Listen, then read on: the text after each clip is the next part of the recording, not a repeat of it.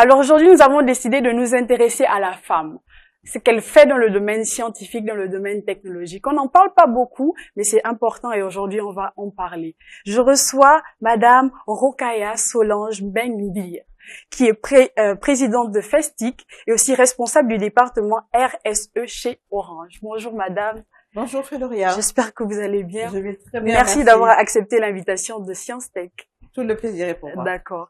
Alors, on va rentrer en plein dans le vif du sujet, on va pas tarder. Je vais demander à Madame Solange de se présenter à la caméra et dire un peu ce qu'elle fait dans la vie et qui elle est en bref. Alors, merci Féloria.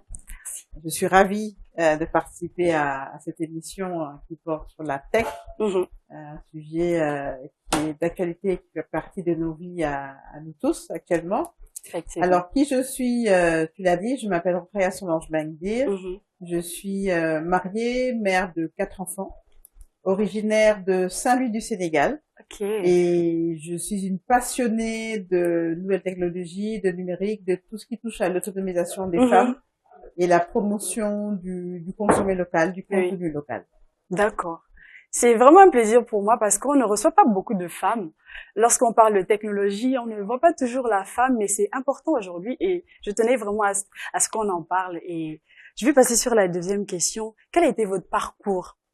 Ce que vous avez vécu dans la tech jusqu'à aujourd'hui? Mon parcours, cette année, ça va faire 20 ans que je travaille à Sonatel. Avant Sonatel, j'ai fait un petit passage dans un call center qui s'appelle PCCI, qui est un call center offshore. J'ai travaillé également dans une agence de communication qui s'appelle McCann Erickson. D'accord. Et donc, ça fait 20 ans que je travaille à Sonatel, où pendant 10 ans, j'étais au niveau du marketing grand public pour concevoir, développer des offres. Et là, depuis 10 ans, je suis au niveau de la responsabilité sociétale d'entreprise, des partenariats et des relations publiques. Et c'est un parcours de vie, c'est vraiment une aventure incroyable. Ça, c'est sûr. C'est une très belle expérience que j'ai vécue et que je vis encore et qui m'a vraiment beaucoup forgée d'un point de vue professionnel, d'un point de vue personnel, notamment dans le cadre de la RSE, où vous êtes tout le temps au contact des populations. C'est vrai, c'est très social. Pour comprendre leurs problématiques, savoir aujourd'hui quels sont les sujets phares sur lesquels une entreprise doit s'engager pour le développement communautaire. D'accord. Et en parlant de ça, qu'est-ce qui vous a inspiré à travailler dans la tech? C'est pas toujours une idée que toutes les femmes ont. On a tendance à avoir peur. Mais vous avez osé aller dans ce domaine-là. Quelle a été l'inspiration? Alors, comme tout étudiant qui termine ses études, je cherchais du travail. Et forcément, lorsqu'on vous parle de Sonatel, qui est la plus grande entreprise du pays, vous n'hésitez pas. Ça, c'est sûr. Et j'ai postulé, j'ai répondu à un appel à candidature et mon profil a été retenu. Et c'est ce qui m'a permis d'intégrer cette grande et belle entreprise. D'accord. Mais il a fallu faire ses preuves parce que vous savez qu'on est très nombreux dans ces entreprises-là. Il faut donner de son temps, faut donner de son énergie, faut s'investir. C'est pas toujours facile lorsqu'on est une femme mariée avec des enfants. Et donc, tout le challenge après, c'est d'être compétente, mais de réussir à trouver un équilibre vie privée, vie professionnelle. Ça a été mon challenge, ça l'est toujours, même si aujourd'hui mes enfants sont grands. Mais c'est le challenge, je pense, aujourd'hui de beaucoup de femmes. Mais vous n'avez pas hésité à un moment donné, ou bien eu la peur de se dire, je suis une femme, est-ce que je peux, face à tous ces hommes qui sont là, parce que même sur la liste, est-ce qu'il y avait beaucoup de femmes? Je pense pas. Il n'y avait pas cette crainte-là? Alors non, j'avoue que ça ne m'a jamais traversé l'esprit. Je ne me suis jamais vraiment perçue, ou j'ai jamais vraiment perçu le fait d'être une femme comme un frein. Parce que dans toutes les structures par lesquelles je suis passée, on ne m'a jamais vraiment fait sentir le fait que parce que j'étais une femme, il y a des choses que je ne pouvais pas faire. Et quand même, Sonatel est une entreprise qui favorise beaucoup les femmes à des niveaux de postes de responsabilité, des postes de management. Donc, il y a tout un dispositif qui est là et qui encourage. Oui. Et qui on évolue par la compétence. C'est une entreprise aujourd'hui, pratiquement la moitié du comité directeur est composé de femmes qui sont à des postes stratégiques. Donc ça montre bien l'environnement dans lequel j'évolue depuis 20 ans. Et c'est cet environnement-là dans lequel j'ai vécu qui a motivé également mon combat à travers une association qui est FESTIC, l'association des femmes sénégalaises dans le numérique.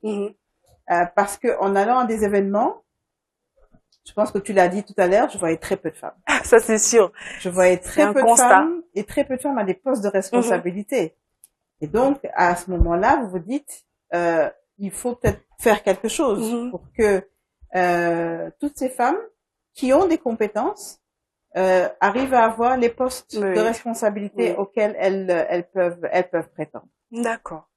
C'est bien que vous parliez de FESTIC parce que c'était la question qui suivait. Vous êtes présidente de l'organisation nommée FESTIC et j'aimerais savoir quelle est la vision de cette association et quels sont les objectifs que vous avez mis en place. Alors on a 3 axes phares sur lesquels nous travaillons. Le premier, c'est la transformation numérique. D'accord. La transformation numérique à travers la formation, la capacitation des femmes dans le domaine du numérique, parce que c'est important. Aujourd'hui, on n'a pas pris le temps de former les individus à cette révolution-là qui est rentrée dans nos vies. Comme je l'ai dit, plus personne ne peut s'en passer. Nous utilisons le numérique partout, le digital partout et tout le temps.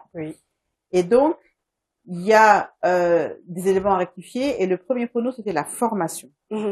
Quel que soit le niveau de compétence des femmes, qu'elles soient rurales, urbaines, alphabétisées ou pas. Nous avons des sessions de formation régulières qu'on organise très souvent avec des partenaires. La dernière en date a été organisée en partenariat avec le BIT, justement sur cette capacitation-là d'une groupe d'une 30aine de femmes. D'accord. Au-delà de la transformation numérique, c'est l'accès des femmes aux postes de responsabilité. D'accord. Il est important que les femmes soient présentes là où se prennent les décisions. Parce que je ne vais pas vous l'apprendre, le prisme des femmes n'est pas forcément le prisme des hommes. Ça, c'est sûr. Et on est complémentaires. Oui. Donc, il est important qu'au moment où on prend des décisions qui impactent nos vies, qu'on puisse prendre en considération les problématiques qui peuvent être soulevées par des femmes. Et donc, c'est un combat que nous menons depuis 2016. Nous sommes ravis d'ailleurs parce qu'on voit aujourd'hui qu'on a eu une femme ministre de l'économie numérique et des télécommunications, Laetiké Diop. On a également aujourd'hui une femme qui est directrice générale adjointe de Sonatel, Aminata Niang, et une femme qui est CEO d'Expresso, Fatou Khan. Donc ça veut dire que les choses bougent, les choses évoluent, les femmes osent de plus en plus et ont de plus en plus, de par leurs compétences, des postes à haute responsabilité et on pense que ça va aller encore beaucoup plus loin. Oui, c'est pas évident d'être une femme et d'occuper certains postes. Il y a toujours les on-dit, on doute toujours de nos capacités, on a l'impression qu'on ne fera jamais mieux que les hommes avec les enfants, avec la maternité. Mais aujourd'hui, Madame Solange vient de nous prouver qu'on peut être une femme et bien gérer les choses. On va passer à un truc qui revient beaucoup, ce sont les défis auxquels sont confrontées certaines femmes dans le domaine technologique. Comment vous gérez ces défis-là de comparaison entre l'homme et la femme tout le temps? Alors, le premier défi, tu l'as dit tantôt, c'est d'abord l'équilibre vie privée, vie professionnelle. Les femmes, on est d'abord des épouses, des mères, on a quand même des responsabilités qui font que on n'a peut-être pas forcément toujours le même temps disponible pour nous consacrer à des études, à de la montée en compétences professionnelles que les hommes. Et donc ça, c'est très souvent un premier frein. Mais je dis toujours, le numérique est également une opportunité pour nous les femmes. Je vous donne un exemple. Aujourd'hui, on dit souvent, nous les femmes, qu'on a 3 amis. Le premier, c'est WhatsApp. Le deuxième, c'est les livreurs tchac-tchac. Et le troisième, c'est le mobile money. Parce que vous pouvez de votre bureau gérer beaucoup de choses de votre maison grâce à ce triptyque-là. Oui, oui. Donc, il faut aussi, cette révolution-là, elle a des bons côtés. Elle a des avantages. Il faut que les femmes s'en servent pour justement se soulager un peu de cette charge familiale que nous acceptons avec beaucoup de plaisir et pour laquelle nous remplissons entièrement la tâche, et se dégager du temps pour justement les activités professionnelles. Une fois que les femmes réussissent à trouver cet équilibre-là, je reste encore sur le champ familial parce que c'est très important, il vous faut du soutien. Oui. Ce soutien-là, il est primordial. Je discutais avec une jeune femme entrepreneur dans le numérique il y a 2 jours. Oui. Et c'est une Djiboutienne. Elle a créé une entreprise dans le numérique. Elle me dit, mon premier soutien, c'est mon mari. Et effectivement, parce qu'elle travaille beaucoup, elle est très souvent hors de son domicile. Et son mari a compris que c'était important pour elle et la soutient dans le choix qu'elle fait. Donc, une fois qu'on arrive à aller au-delà de toutes ces sphères familiales, on rentre dans la sphère qui est la sphère professionnelle. Lorsque vous regardez les entreprises, très souvent, dans des métiers comme le marketing, la communication, vous avez des ratios de 80% de femmes dans les équipes et 20% d'hommes. Vous migrez petit à petit vers la technique, le ratio est inversé. C'est-à-dire que là, vous avez des fois beaucoup moins que 20% de femmes. C'est dû à plusieurs choses. La première chose, c'est d'encourager les jeunes filles à aller dans les filières scientifiques. On a beaucoup de programmes dans ce sens de l'État, déjà. Il y a des associations, comme par exemple Shine to Lead, qui œuvrent pour accompagner les jeunes filles qui sont dans les filières scientifiques. Donc, tout ça, ça permet de faire comprendre aux jeunes filles qu'elles sont capables de faire des séries scientifiques. Une fois qu'on fait la série scientifique, après, c'est des études supérieures. Effectivement. Les études supérieures, ça devient un peu plus compliqué. Parce que très souvent, c'est à cet âge qu'on se marie, qu'on a un premier enfant. Et quand le rythme est assez soutenu, ça devient compliqué. Donc, il y a toute une chaîne, plusieurs étapes, où il faut pouvoir encourager les femmes et les jeunes filles. Et surtout, leur montrer que c'est possible. Les femmes, on est beaucoup dans du mimétisme. Donc, les femmes ont besoin de voir d'autres femmes qui ont réussi. C'est ça. Dans ces secteurs-là. C'est important. Et de se dire, ah, mais donc c'est possible. Donc, moi aussi, je dois pouvoir avoir une belle carrière dans le secteur du numérique et du digital. Et donc, tout ça permet, au fur et à mesure au fil des ans, je pense de faire bouger un peu le curseur de la représentativité des femmes dans ce secteur-là. C'est encore très lent. Ah, c'est lent. Ça prend encore du temps. Mais moi, depuis plus de 10 ans que je suis cette évolution des femmes dans ce secteur numérique et digital, je vois de belles avancées. Je vois de belles avancées. Je vois des jeunes femmes qui arrivent, qui ont beaucoup plus d'assurance, qui ont beaucoup plus de confiance en soi et qui savent beaucoup plus et beaucoup mieux ce qu'elles souhaitent réaliser. C'est vrai. Ce que vous dites, c'est vraiment vrai parce que je vais prendre mon exemple à moi. Quand j'étais en 3e et qu'il fallait passer le BEPC au Gabon, j'ai voulu m'orienter en série scientifique en seconde. Et naturellement, je suis allée vers ma mère, je lui ai dit que moi, je veux pas faire la littérature comme tout le monde, je vais faire la série scientifique. Ma mère, elle a été très contente, mais la famille a commencé à dire, mais tu es une femme, comment tu vas faire? Est-ce que tu vas tenir? Là-bas, ce sont les hommes, là-bas, c'est dur.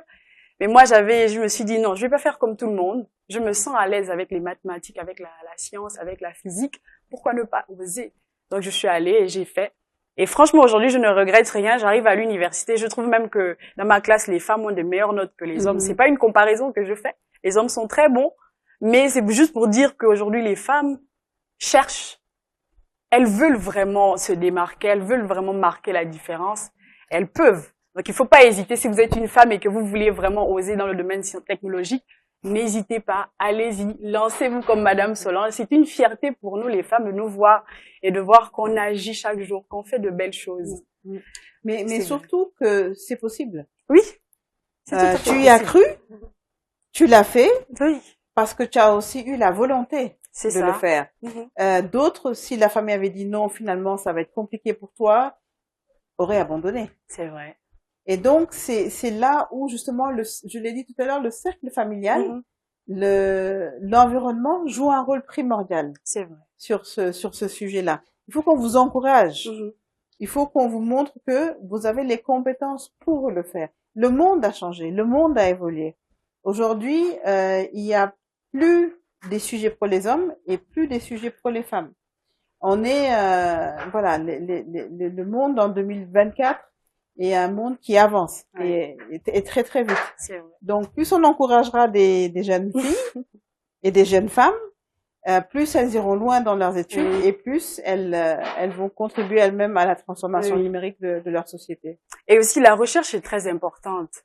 Lorsqu'on n'a pas dans notre cadre familial une personne qui nous encourage, c'est important. Moi, je l'ai fait d'aller sur YouTube, d'aller sur Google, de chercher ces femmes-là qui ont osé et souvent de s'inspirer d'elles. Parce que si on se focalise juste sur l'opinion de nos parents, on n'ira pas forcément loin parce qu'il y a des parents qui sont très figés sur l'ancienne génération, ils pensent pas forcément à l'émancipation de la femme. Donc, vous pouvez pas hésiter à aller chercher sur Google, sur YouTube. Il y a des femmes inspirantes qui travaillent, qui montrent ce qu'elles font et qui peuvent vous inspirer aussi. Il faut pas rester à la maison à rien faire si vous êtes intéressé par le domaine de la tech, étant une femme, bien sûr. Madame Solange, quelles sont les compétences dont on a besoin pour travailler dans la technologie aujourd'hui? Alors, d'abord, il y a la compétence technique. Aujourd'hui, ça s'apprend. Oui. Le numérique et le digital, c'est pas quelque chose qu'on improvise. Il y a d'abord des cursus de formation.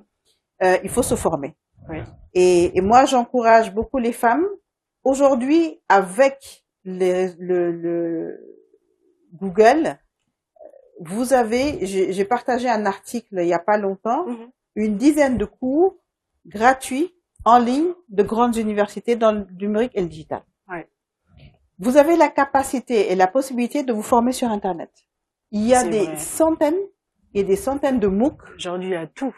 Qui sont disponibles, ouverts et qui vous permettent petit à petit d'avoir des compétences. Si demain tu décides d'être experte IA, il suffit que tu fasses des recherches sur Internet, mais tu trouveras des cours qui vont te permettre dans un an d'être totalement incollable sur l'intelligence artificielle. Donc, pour moi, c'est d'abord la formation. Une fois qu'on a les compétences, il faut avoir un plan de carrière. D'accord. Il faut se dire, il faut se projeter. Il faut vous dire dans 5 ans, dans 10 ans, où est-ce que je me vois? À quelle position? Et c'est ce qui va vous permettre de poser des jalons, parce qu'il faut vous projeter. Il faut vous projeter une fois que vous avez les compétences. Il ne s'agit pas juste de trouver un travail et voilà, de rentrer dans la routine. Oui. Non, il faut avoir une ambition qui est forte. Et une fois que vous avez cette ambition-là, il faut avoir de l'audace. On a très souvent tendance, nous les femmes, à nous brider, à penser que ça vaut mieux pas. Oui. Bon, c'est aussi lié à nos codes sociaux et à nos codes culturels. Mais moi, j'encourage les femmes à faire preuve d'audace et à oser postuler quand il y a des appels à candidature, à des postes auxquels peut-être elles pensent qu'elles ne seraient pas capables, mais pour lesquels elles ont les compétences. Tout simplement parce qu'elles sous-estiment ce qu'elles sont capables de faire. On parle très souvent du syndrome de l'imposteur, où on pense que non, moi, comment je peux imaginer un seul instant être capable d'eux, alors qu'on est capable. C'est vrai. Et un point qui peut aider ça, tu l'as dit tout à l'heure, c'est d'avoir des rôles modèles. Il y a des parcours extrêmement inspirants de femmes, mais surtout en Afrique, il n'y a pas besoin d'aller très loin, au Sénégal, qui, de par leur conviction, de par leur volonté, ont vraiment réussi à aller de l'avant et à faire bouger les lignes. Il n'y en a pas encore beaucoup, mais moi, je suis très confiante dans la jeune génération comme toi, parce que vous avez l'exemple de vos mamans, de vos tantes qui ont réussi à faire bouger les lignes un tout petit peu, et vous aussi, vous allez réussir à faire bouger les lignes beaucoup, et au fur et à mesure, on va réussir à aller de l'avant. En tout cas, c'est le souhait qu'on a. Oui, et c'est aussi un objectif qu'il faut qu'on se fixe. Effectivement. il y a des femmes qui sont dans la tech et qui ont, comment dire, qui savent pas gérer. Vraiment, on va parler de ça. Je suis pas encore mariée, j'ai pas encore d'enfants, mais je suis sûre qu'il y a des dames qui travaillent dans la tech et qui savent pas gérer, qui savent pas, on va dire ça comment, équilibrer les choses entre la vie personnelle, le travail. Il y a certaines qui privilégient plus les enfants, on va dire la vie familiale, la vie professionnelle. Il y a d'autres qui privilégient plus la vie professionnelle dont les enfants ne les voient plus vraiment. Quel est le conseil que vous donneriez à ces femmes-là pour qu'elles retrouvent l'équilibre de tout ça? Alors, il faut d'abord savoir quelles sont ses priorités. C'est la première chose. Il faut d'abord savoir quelles sont ses priorités. C'est vrai que lorsqu'on est à un âge de faire des enfants, de fonder un foyer, c'est difficile de suivre des formations où vous terminez à 23 heures, où vos horaires sont impossibles. C'est difficile. Il faut avoir des priorités. Il faut savoir que dans la vie, tout est sacrifice. On ne peut pas tout réussir. Oui. On ne peut pas tout réussir. Il faut savoir qu'il y a peut-être des choses qu'on va négliger pendant une certaine durée, d'autres sur lesquelles on aura un peu plus de temps. Oui. Et donc, mais il y a un élément fondamental, je l'ai dit tout à l'heure, lorsqu'on est à un moment où on est en train de bâtir sa vie, je pense qu'il faut être clair sur ses ambitions, surtout notamment lorsqu'on a un conjoint, qui est votre compagnon et qui doit vous encourager, qui doit vous aider dans ces tâches-là. Et pour moi, c'est une question d'organisation. Et petit à petit, vous pouvez trouver votre équilibre. Un autre élément aussi fondamental, c'est qu'il faut échanger entre femmes. Ça, c'est important. Parce que lorsque vous échangez entre femmes, vous vous rendez compte déjà que vous avez les mêmes difficultés, mais que chacune a ses petites solutions. Oui. Et en fait, vous vous enrichissez mutuellement. Et c'est pour ça qu'au niveau de FESTIC, l'association des femmes dans le secteur du numérique, on encourage beaucoup le networking. Oui. Le networking est primordial pour les femmes. Parce que ces échanges-là, moments de partage. Exactement. Ces moments de partage, déjà, vous font sentir moins seuls. Effectivement. Ça vous encourage, ça vous motive. Et c'est vraiment un élément fondamental sur lequel nous travaillons beaucoup au sein de FESTIC. D'accord. J'espère que les dames ont pris le conseil. N'hésitez pas à parler à d'autres femmes qui sont dans votre position. N'hésitez pas à chercher et trouver des solutions. Et l'organisation est très, très importante. Aujourd'hui, on voit, il y a des femmes qui osent, qui font des choses. Mais selon vous, quel est l'avenir de la technologie? Enfin, on va dire, quel est l'avenir de la technologie? Enfin, avec les femmes, bien sûr. Comment vous voyez la chose? La technologie aujourd'hui a le pouvoir de transformer nos sociétés. Et c'est déjà en train de transformer nos sociétés. C'est un levier considérable pour le développement dans tous les secteurs. Là, je parle de manière macro. Il y a des stratégies nationales qui sont mises en place pour justement accompagner cette transformation numérique-là. Il y a le plan Sénégal numérique. Et les femmes doivent jouer leur partition dans ces stratégies nationales-là. Parce que ce sont des stratégies qui doivent agir en profondeur. On doit être au cœur, mais ça, il faut batailler. C'est ça. Il faut batailler, c'est-à-dire qu'il faut qu'on montre que nous sommes là et que pour toutes ces transformations-là, nous devons être concernés, nous devons être impliqués, nous devons être associés. Mais ça, comme je l'ai dit, c'est à travers un plaidoyer qu'on porte, mais avec une réelle expertise aussi. Il faut aujourd'hui qu'on soit en mesure d'analyser ces différentes stratégies-là et de faire des propositions concrètes. Si on parle d'agriculture, c'est un secteur où il y a beaucoup de femmes qui sont des cultivatrices. Aujourd'hui, il faut qu'on trouve des solutions dans le domaine du numérique qui vont soulager ces femmes-là, agricultrices. Et c'est possible. Dans le domaine de la santé, c'est pareil.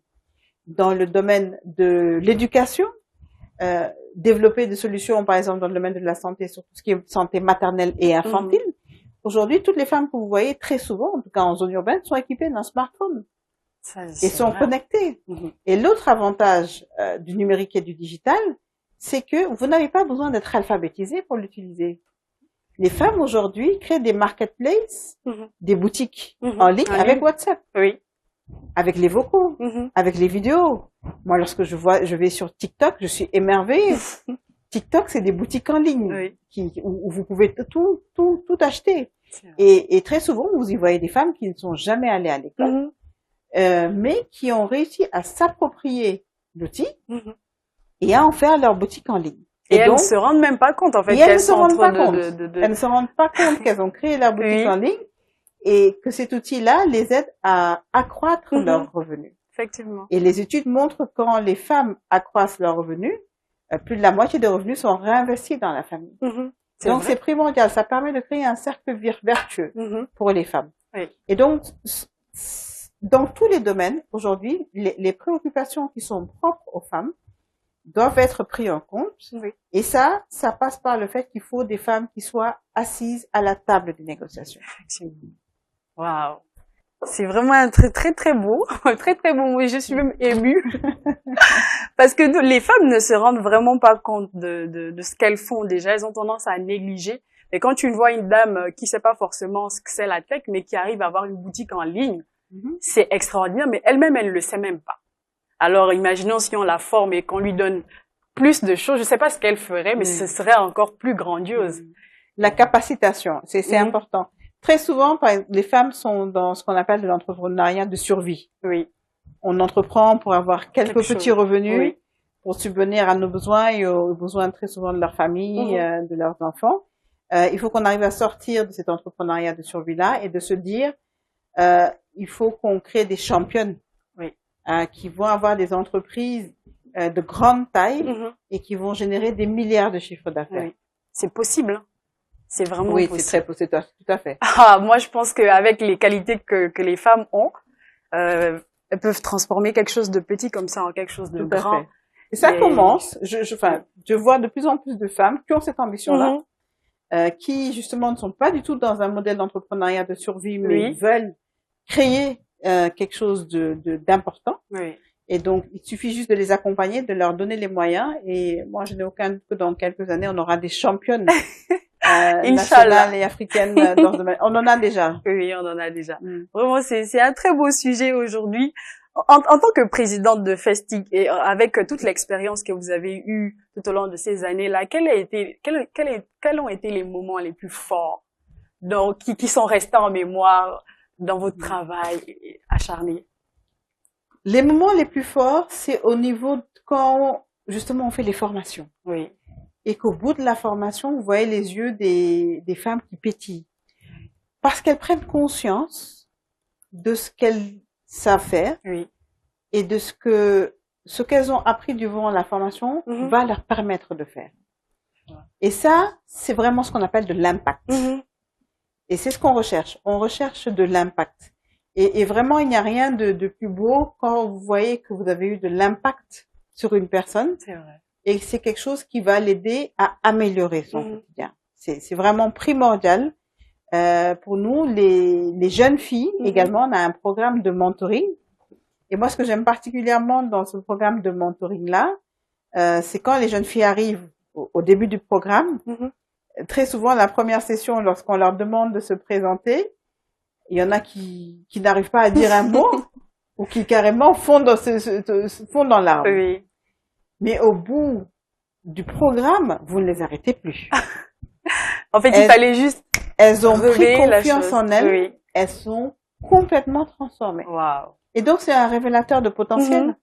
Vous vous rendez compte qu'en fonction des personnes avec qui vous êtes, de l'accompagnement que vous avez, un potentiel qui est en vous, mais que vous ne connaissez pas, il suffit qu'on vous aide à le révéler et voilà, plus rien ne vous arrête. Mais est-ce que on va dire ça comment? La manière dont la personne se développe, c'est aussi en rapport avec son éducation, le fait qu'elle peut-être n'a pas connu ou elle n'a pas eu une enfance peut-être tendre. Est-ce que vous êtes tombé sur des cas vraiment, comment on dit, rochers, c'est dur? On a eu des cas où quand on a commencé les cours de prise de parole, il y a des parents qui nous ont dit, mais vous voulez apprendre ma fille à être dévergondée? Parce que pour eux, une femme qui ose dire, s'exprimer, dire ce qu'elle pense, c'est inconcevable. Et donc, ça montre bien des fois les biais qu'on a, mais il a fallu négocier, discuter. Et ça nous a poussé après à inviter les parents pour que eux-mêmes ils viennent se rendre compte que le fait d'accompagner leur fille à mieux prendre la parole, à s'insérer en société, n'est pas quelque chose de contradictoire, d'antinomique avec le fait qu'elle puisse être une bonne épouse, une bonne mère. Et nous-mêmes, nous étions nous-mêmes des modèles. On disait aux parents, ben, nous-mêmes, nous sommes mariés, nous avons des enfants, nous travaillons. Mais ça ne nous empêche pas de nous sentir concernés par ce qui se passe dans la société et de nous engager pour la communauté. C'est vrai. Il y a un constat que j'ai fait. Je suis étudiante à l'ISM. Au Gabon, certes, c'est l'Afrique toujours, mais on n'a pas trop ce truc de dire que la femme est en arrière et l'homme est en avant. Ça va, on gère ça. Mais ici, j'ai eu une expérience dans ma classe. Il y a des filles sénégalaises qui ont vu l'émission Science Tech que je gère. Et il y a une qui s'est rapprochée de moi qui m'a demandé, mais Féloria, comment tu arrives à parler devant la caméra comme ça, aussi aisément? Nous, on nous a appris à se cacher, on n'a pas trop le droit de parler. Et ça m'a vraiment touchée et je me suis rendu compte, et après elle, j'ai essayé de voir et je me suis rendu compte que la majorité des filles sénégalaises dans ma classe avaient tendance à être en retrait. Elles n'osaient pas vraiment, même pendant les exposés, elles se cachent. Mais tu es en IAG, informatique appliquée à la gestion. Tu dois travailler en équipe, tu dois parler avec les autres et si tu es tout le temps en retrait, ça ne marchera pas. Donc, j'ai commencé à discuter avec elles et tout ça, mais j'espère vraiment qu'elles regarderont l'émission et qu'elles verront que les femmes peuvent aussi faire des choses magnifiques et il faut qu'elles se réveillent. Parce que je ne sais pas si c'est dû à la culture sénégalaise, mais il y a beaucoup de femmes qui ont peur. Et c'est dommage. Oui, bon, je pense que c'est lié un peu à l'éducation, hein, où on a nos valeurs, qui sont de bonnes valeurs. Hein, oui, ce sont de bonnes valeurs. Parce que je pense que la femme a son rôle, l'homme également. Maintenant, ça n'est pas antinomique comme je le dis. C'est pas parce qu'on ose s'exprimer, qu'on ose dire ce qu'on pense. Tu es bien là, tu dis ce que tu penses, mais il faut voir ça comme quelque chose qui enrichit. C'est ça. Entre un époux et une femme et une épouse, il y a de la communication. Vous discutez, vous échangez. Donc tout passe par la communication parce que ça permet de passer un message, de se faire comprendre et de défendre ses intérêts ou sa position, c'est tout. Mais c'est pas du tout un combat pour ou contre les hommes ou les femmes doivent. Non, c'est absolument pas. Moi, je le dis toujours et j'aime beaucoup le répéter. Mon mari est mon premier mentor. Il est la première personne qui m'accompagne, qui m'encourage dans ce que je fais, dans mes activités. Donc, mais c'est à travers la communication, le fait de s'exprimer, de dire ce qu'on pense.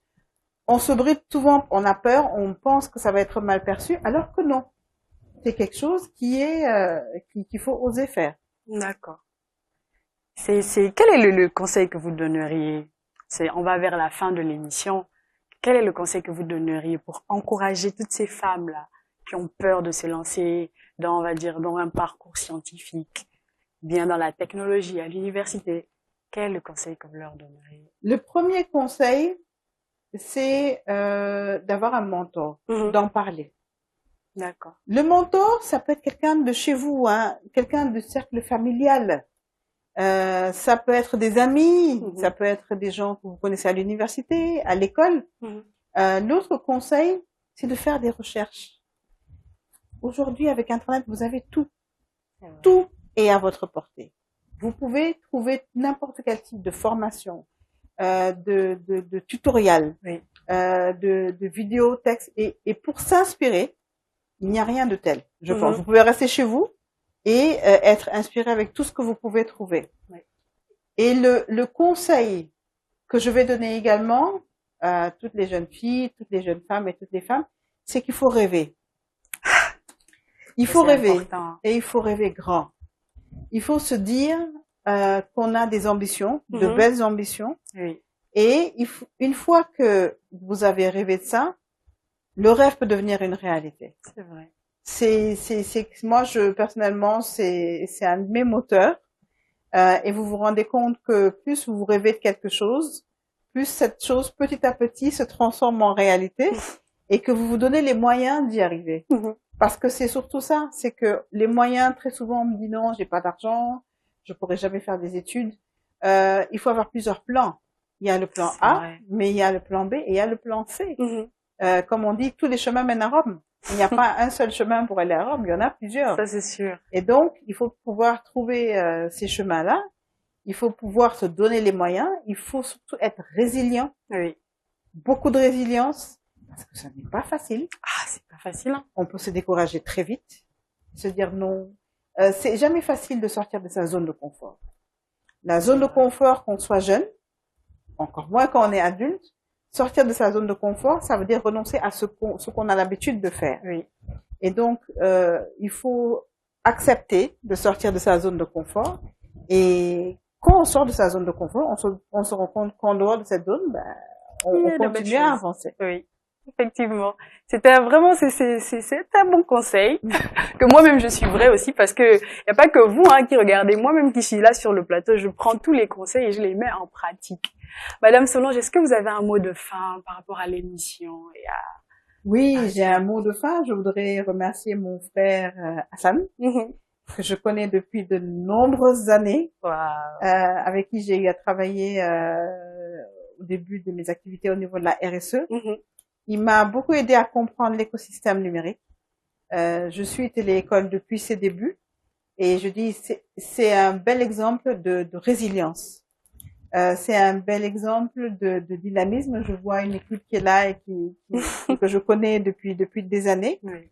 Et Hassan, moi je dis toujours, il est avant-gardiste. C'est-à-dire qu'il a très tôt compris le rôle du numérique. Effectivement. Et comment ça pouvait transformer nos vies.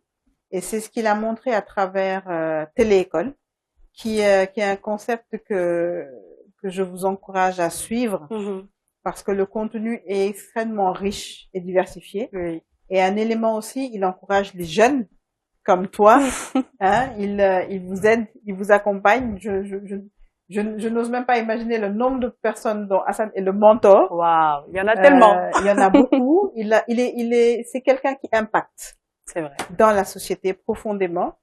Et c'est un exemple à suivre. Et donc, je profite de l'occasion pour le féliciter encore une fois, pour le remercier et l'encourager à avoir encore plus d'impact qu'il en a déjà. Très, très beau mot de fin, les amis. Je suis très, très heureuse d'avoir reçu Madame Rokhaya Solange Ndir. Je rappelle qui est présidente de FESTI, qui est une association, et aussi responsable du département RSE chez Orange. Madame, vraiment, merci d'avoir accepté l'invitation de Science Tech. C'était vraiment un plaisir. Très belle émission. Alors, les amis, je vous rappelle que la thématique d'aujourd'hui, c'était Femmes Tech, parcours inspirant et défis à relever. C'était un plaisir pour moi de présenter cette émission. Et n'oubliez pas qu'on est sur la Téléécole, Télé Orange 44 et Canal Plus 225. C'était un plaisir pour moi encore. Restez avec nous sur la Téléécole et on se revoit à la prochaine pour une autre émission, une autre thématique, un autre invité. Sur ce, belle soirée à vous. À la prochaine.